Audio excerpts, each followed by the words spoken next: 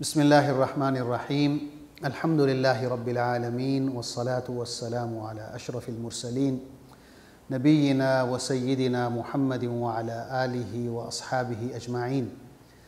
ناظرین السلام علیکم ورحمۃ اللہ وبرکاتہ۔ آج کی گفتگو کا موضوع ہے باہمی اختلافات کا تصفیہ۔ اللہ تعالیٰ فرماتے ہیں وَإِن طَائِفَتَانِ مِنَ الْمُؤْمِنِينَ اقْتَتَلُوا فَأَصْلِحُوا بَيْنَهُمَا کہ اگر مومنوں کے دو گروہ آپس میں لڑ پڑیں تو ان کے درمیان صلح کرا دیا کرو۔ اب یہ بھی ہو سکتا ہے کہ یہ گروہ نہ ہوں، افراد ہوں، دو بندے آپس میں لڑ پڑیں، اور اگر آپ کو جج بنایا گیا ہے تو آپ سے یہ امید کی جاتی ہے کہ آپ صلح کروائیں گے اور انصاف کے ساتھ صلح کروائیں گے۔ یہ لڑائی آپس بچوں میں ہو سکتی ہے، آپ کی اولاد میں ہو سکتی ہے، تو تب بھی آپ انصاف سے کام لیتے ہوئے صلح کرائیں گے۔ یہ نہیں کہ آپ ایک کی طرف مائل ہو جائیں اور دوسرے پر زیادتی ہو جائے۔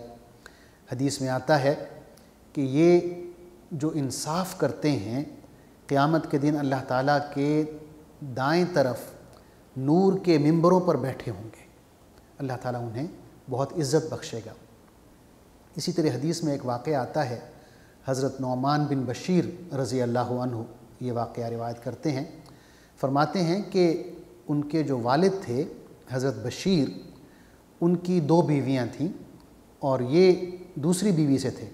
نعمان بن بشیر دوسری بیوی سے تھے اور لاڈلے تھے۔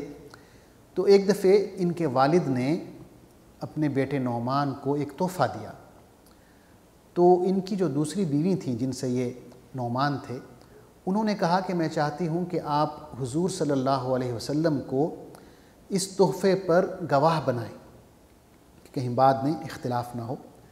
تو نعمان بن بشیر رضی اللہ عنہ اپنے والد کے ساتھ حضور صلی اللہ علیہ وسلم کے پاس گئے، اور ان کے والد حضرت بشیر نے آپ صلی اللہ علیہ وسلم سے بات کی اور بتایا کہ یہ میں نے اپنے بیٹے نعمان کو تحفہ دیا ہے اور میں چاہتا ہوں کہ آپ اس پر گواہ رہیں۔ تو حضور صلی اللہ علیہ وسلم نے ان سے ایک سوال پوچھا اور کہا کہ کیا نعمان کے علاوہ بھی آپ کے بچے ہیں؟ تو انہوں نے بتایا کہ جی ہاں، انہوں نے اپنے بچوں کے نام گنوائے۔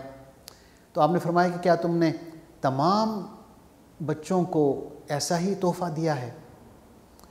تو انہوں نے کہا نہیں اے اللہ کے رسول، تمام کو تو نہیں دیا، صرف نعمان کو دیا ہے۔ تو آپ نے فرمایا پھر مجھے اس ظلم پر گواہ نہ بناؤ۔ تو حضور صلی اللہ علیہ وسلم نے اس تحفے کو ظلم کا نام دیا، زیادتی کا نام دیا۔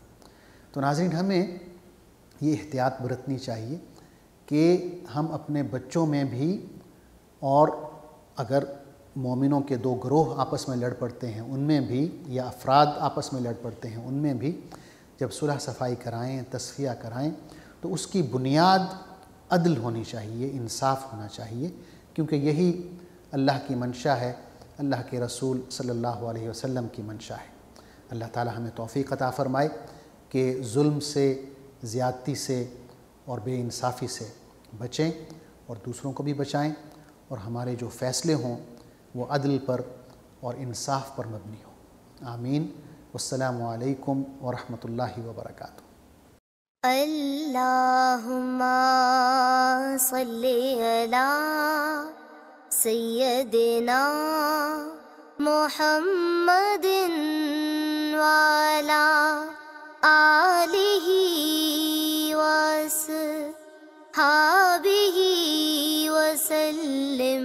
اللہم صلی علی سیدنا محمد وعلی آلہ وصحبہ وسلم۔